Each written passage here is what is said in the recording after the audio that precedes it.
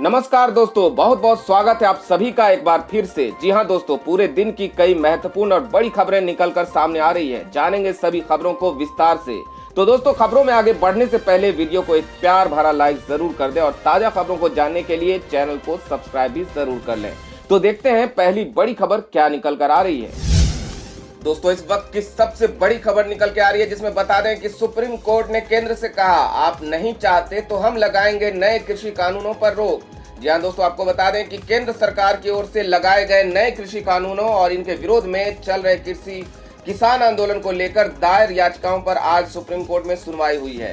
कानूनों को चुनौती देने वाली याचिका पर सुनवाई के दौरान चीफ जस्टिस बोबडे ने केंद्र से पूछा कि क्या आप नए कृषि कानूनों को फिलहाल लागू करने से रोक सकते हैं। चीफ जस्टिस ने कहा कि अगर आप ऐसा नहीं चाहते हैं तो अदालत इन नए कृषि कानूनों पर रोक लगाएगी। अदालत ने एक कमेटी बनाने की बात कही है जो नए कृषि कानूनों को लेकर रिपोर्ट देगी। अदालत मामले में मंगलवार को फिर सुनवाई करेगी। सुनवाई के दौरान चीफ जस्टिस बोबडे किसान आंदोलन को लेकर अब तक सरकार की तरफ से उठाए गए कदमों से नाखुश दिखे। उन्होंने कहा कि जिस तरह से सरकार इस मामले को हैंडल कर रही है, हम उससे खुश नहीं हैं। अब भी आपकी ओर से कोई पहल होती नहीं दिख रही। पिछली सुनवाई में भी बातचीत चलने के बारे में कहा गया और अब भी हम ये जानना चाहते हैं कि क्या इन कानूनों को फिलहाल के लिए रोका नहीं जा सकता। कृषि कानूनों को संवैधानिक वैधता को चुनौती देने वाली याचिकाओं पर सीजेआई ने कहा कि अगर केंद्र सरकार कृषि कानूनों को लागू करने पर रोक नहीं लगाना चाहती तो हम इन पर रोक लगाएंगे। हम एक्सपर्ट कमेटी बनाना चाहते हैं, तब तक सरकार इन कानूनों को रोके, वरना हम एक्शन लेंगे। इस पर केंद्र की ओर से पेश अटॉर्नी जनरल के वेणुगोपाल ने कहा कि सुप्रीम कोर्ट के पहले के ऐसे फैसले हैं जो कहते हैं कि कोर्ट कानून पर रोक नहीं लगा सकते। चीफ जस्टिस ने सुनवाई के दौरान सरकार की इस दलील पर भी नाराजगी जताई कि कानून तो पिछली सरकार भी लाना चाहती थी। उन्होंने कहा कि ये दलील मत दीजिए, आप बताइए कि कैसे इसका हल निकलेगा। अदालत ने कहा कि हालात लगातार बदतर होते जा रहे हैं, लोग ठंड में बैठे और वहां मौतें हो रही हैं। दोस्तों, अगली बड़ी खबर निकल के आ रही है। देशद्रोह मामले में कंगना रनौत को हाईकोर्ट ने दी 25 जनवरी तक गिरफ्तारी से राहत। यहां बता दें कि बॉलीवुड अभिनेत्री कंगना रनौत को बॉम्बे हाईकोर्ट ने सोमवार को देशद्रोह मामले में बड़ी राहत दी है। बॉम्बे हाईकोर्ट ने कंगना रनौत को गिरफ्तारी से मिली अंतरिम राहत की अवधि को बढ़ाकर 25 जनवरी कर दिया है। बता दें कि 7 नवंबर को कंगना रनौत के खिलाफ मुंबई के बांद्रा पुलिस स्टेशन में दर्ज एफआईआर के खिलाफ देशद्रोह केस की सुनवाई में मुंबई हाईकोर्ट ने कंगना को गिरफ्तारी से राहत दी थी, जिसे सोमवार को कोर्ट ने बढ़ाकर अब 25 जनवरी कर दिया है। गौरतलब है कि कंगना और उनकी बहन रंगोली चंदेल के द्वारा सोशल मीडिया पर आपत्तिजनक टिप्पणी करने और सांप्रदायिक तनाव भड़काने के आरोप में पुलिस में एफआईआर दर्ज करवाई गई थी। कंगना और उनकी बहन रंगोली ने सोशल मीडिया पर एक पोस्ट के जरिए समाज में नफरत और सांप्रदायिक तनाव उत्पन्न करने का आरोप लगाया गया था। बड़ी खबर निकल के आ रही है। नेपाल के प्रधानमंत्री ओली के बिगड़े बोल, भारतीय क्षेत्रों को फिर अपना बताया, कहा इन्हें वापस लेंगे।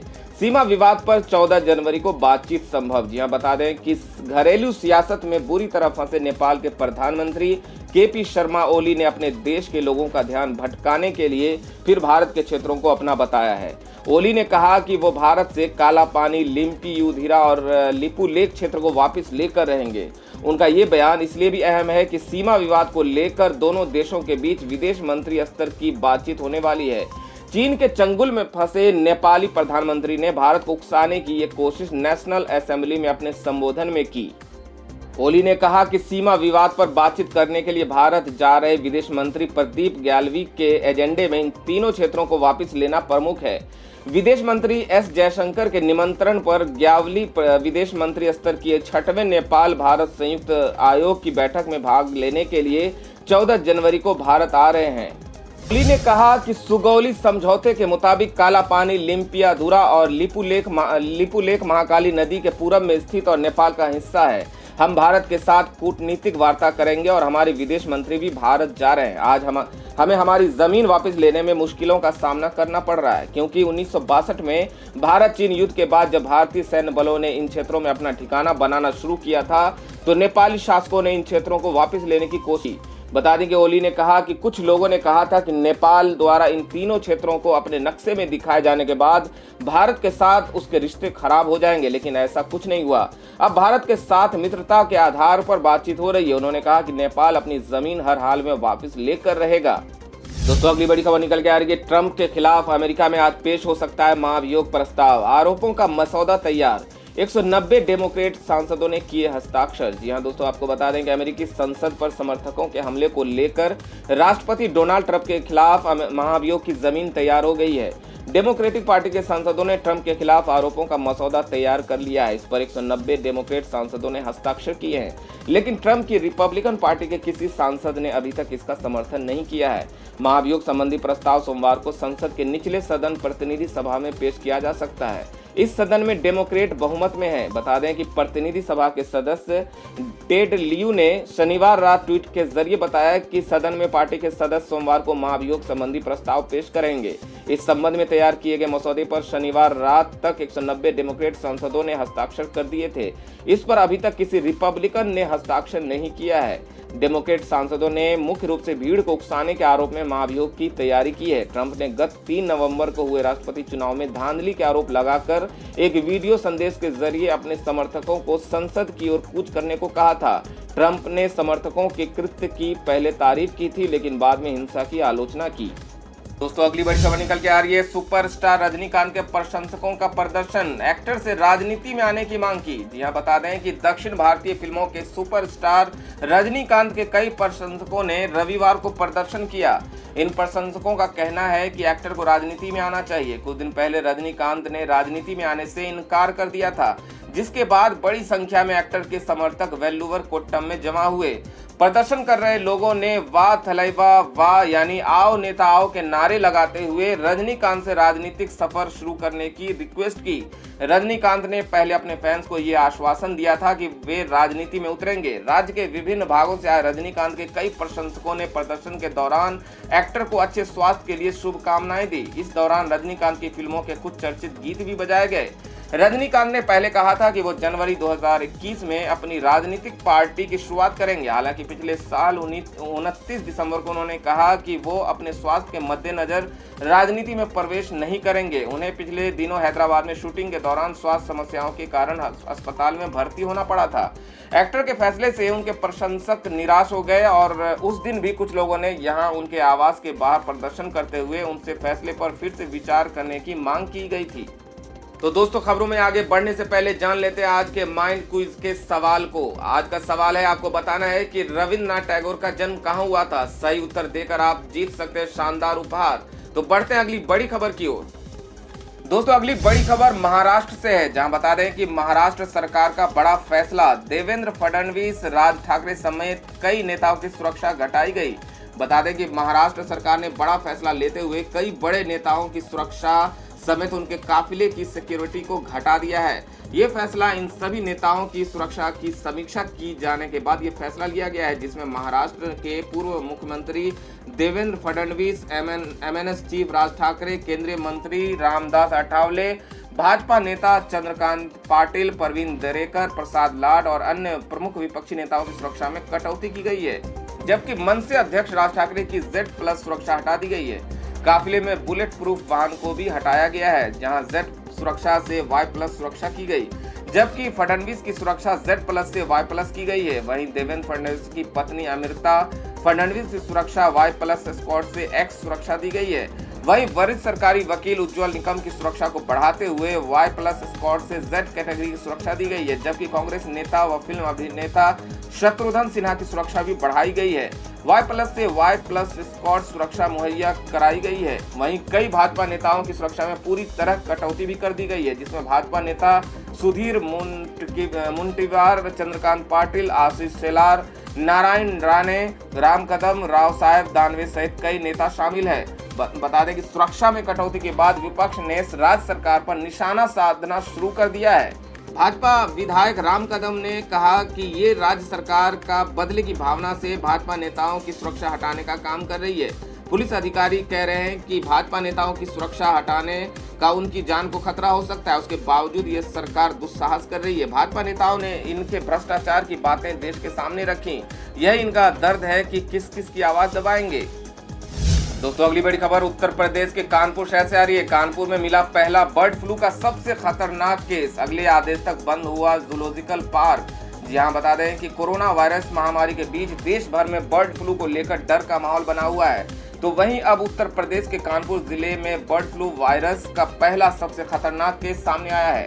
दरअसल कानपुर जूलॉजिकल पार्क में 2 दिन पहले 4 मुर्गों की मौत हुई। जू प्रशासन ने मुर्गों को पोस्टमार्टम के लिए भोपाल रिसर्च सेंटर भेजा था। रिपोर्ट में H5 स्ट्रेन यानी बर्ड फ्लू का सबसे खतरनाक वायरस होने की पुष्टि हुई है। पुष्टि होने के बाद जू प्रशासन के साथ ही साथ स्वास्थ्य विभाग में हड़कंप मच गया। तो वहीं कानपुर प्रशासन ने जू को अगले आदेश तक बंद करके हाई अलर्ट घोषित कर दिया है। बता दें कि उत्तर प्रदेश में कानपुर पहला शहर है जहां बर्ड फ्लू की पुष्टि हुई है। बर्ड फ्लू की पुष्टि होने के बाद कानपुर जिले के जिलाधिकारी ने शनिवार की देर रात आपात बैठक बुलाई। बैठक में एहतियातन चिड़ियाघर के बाड़ों में रखे गए सभी पक्षी को मारने के आदेश दे दिए गए हैं।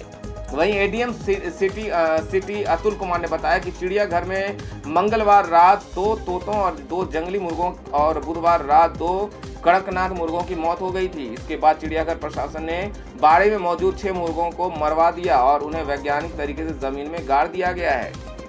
दोस्तों अगली बड़ी खबर किसान आंदोलन को लेकर है। बता दें कि सीएम खट्टर के करनाल पहुंचने से पहले बवाल, पुलिस से भिड़े किसान, दागने पड़े आंसू गैस के गोले। बता दें कि हरियाणा के करनाल जिले के कैमला गांव में मुख्यमंत्री मनोहर लाल खट्टर की किसान महापंचायत से पहले किसानों पर आंसू गैस के गोले दागे गए। इस महापंचायत में कार्यक्रम के आयोजन से पहले ही हजारों किसान कार्यक्रम का विरोध करने कार्यक्रम स्थल पर पहुंच गए, जिसको देखते हुए पुलिस ने भीड़ को तितर बितर करने के लिए आंसू गैस के गोले और ठंडे पानी की बौछार की।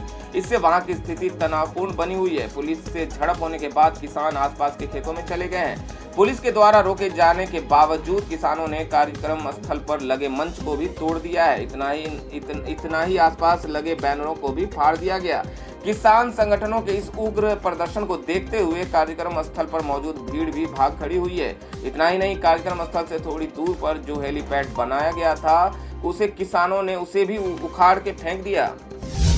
दोस्तों अगली बड़ी खबर बिहार से। बता दें कि बिहार की सियासत में फूटा मांझी बम, बोले एनडीए में नीतीश के खिलाफ साजिश, तेजस्वी राज्य के भविष्य। बता दें कि बिहार के राष्ट्रीय जनतांत्रिक गठबंधन एनडीए में शामिल हिंदुस्तानी अवाम मोर्चा के अध्यक्ष जीतन राम मांझी ने इशारों में ही सही सरकार में शामिल भारतीय जनता पार्टी पर बड़ा हमला किया है। जीतन राम मांझी ने एक तरफ इशारों में बीजेपी पर हमला बोला तो दूसरी तरफ राष्ट्रीय जनता दल नेता व विधानसभा में नेता प्रतिपक्ष तेजस्वी यादव को बिहार का भविष्य बताया।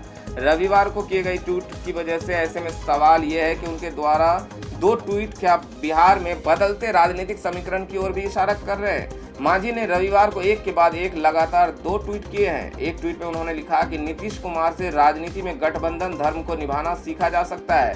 किसी का नाम लिए बिना उन्होंने आगे लिखा कि गठबंधन में शामिल दलों के आंतरिक विरोध और साजिशों के बावजूद भी उनका सहयोग करना नीतीश कुमार की राजनीतिक महानता है।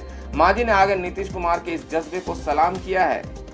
राजनीतिक विशेषज्ञ मांझी के इस ट्वीट को एनडीए के अंदर खेमे बंदी के तौर पर देख रहे हैं। मांझी इसके पहले भी कह चुके हैं कि वे एनडीए में जरूर फर्क नीतीश कुमार से है। मांझी के गठबंधन में साजिश की बात वाले बयान को भी इसी अर्थ में देखा जा रहा है। वे अपने ट्वीट में हर बार नीतीश की प्रशंसा तो करते ही हैं, मगर बीजेपी से एक दूरी बनाकर रखते हैं।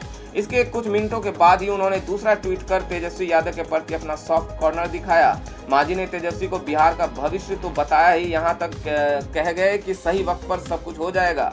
उन्होंने ट्वीट में कहा कि जब आप अपने दल के राजनीतिक कार्यक्रम के खरमास के बाद आरंभ कर रहे हैं तो मंत्रिपरिषद के विस्तार पर इतने क्यों उतावले हो रहे हैं। सही वक्त पर सब कुछ हो जाएगा, बस आप पॉजिटिव राजनीति कीजिए।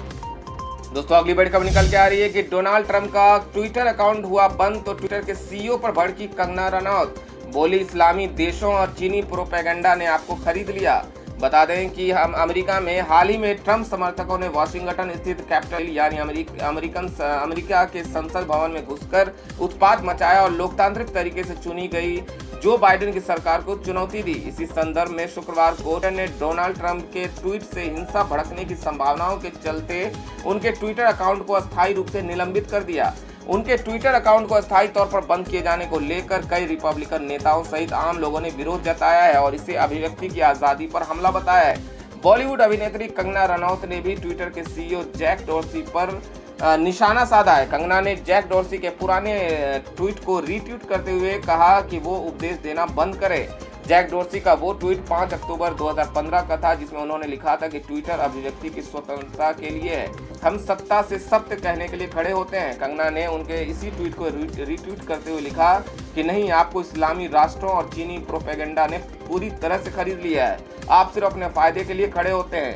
आप जो चाहते हैं उसके लिए बेशर्मी से असहिष्णुता दिखाते हैं। आप और कुछ नहीं बल्कि अपने ही लालच के गुलाम हैं। फिर से उपदेश मत दीजिए, ये शर्मनाक है। दोस्तों, अगली बड़ी खबर में जान लेते हैं मौसम का हाल। बता दें कि उत्तर भारत में शीतलहर से कड़ाके की ठंड। इन राज्यों में भारी बारिश के लिए जारी हुआ अलर्ट। बता दें कि उत्तर भारत के कई हिस्से शीतलहर की चपेट में हैं। दिल्ली एनसीआर में पिछले कई दिनों से हो रही बारिश से रविवार को थोड़ी राहत मिली है। रविवार को मौसम साफ रहा और दिन में शीतलहर के साथ ही धूप भी रही। हालांकि शीतलहर चलने के कारण रविवार का दिन बाकी दिनों की अपेक्षा ज्यादा ठंडा रहा। वहीं भारतीय मौसम विभाग ने बताया कि एक संक्षिप्त ठहराव के बाद सोमवार से पंजाब, हरियाणा, दिल्ली और उत्तरी राजस्थान के अलग अलग इलाकों में शीतलहर की स्थिति फिर से शुरू होने की संभावना है। आईएमडी के पूर्वानुमान के अनुसार अगले 3 दिनों में क्षेत्र में न्यूनतम तापमान 3 से 5 डिग्री सेल्सियस की गिरावट होने की क्षमता है। सोमवार को तमिलनाडु और केरल के अलग अलग स्थानों पर भारी वर्षा होने की संभावना है। दोनों राज्यों के लिए भारत मौसम विज्ञान विभाग ने येलो अलर्ट जारी किया है। अगले 5 दिनों तक उत्तर भारत के कई हिस्सों में ठंड और बढ़ने की संभावना जताई गई है। रविवार को ओडिशा के अलग अलग स्थानों पर घना कोहरा छाए रहने की संभावना है। तो दोस्तों, ये थी अब तक की सभी बड़ी खबरों की अपडेट्स। टुडे ब्रेकिंग न्यूज और लेटेस्ट खबरों को देखने के लिए हमारे चैनल को सब्सक्राइब जरूर कर लें। वीडियो को लाइक और शेयर जरूर कर दें अपने दोस्तों और रिलेटिव्स के साथ। तो दोस्तों, आपसे फिर मिलेंगे काम की खबरों और सरकारी योजनाओं की एक और नई वीडियो के साथ। तब तक के लिए धन्यवाद।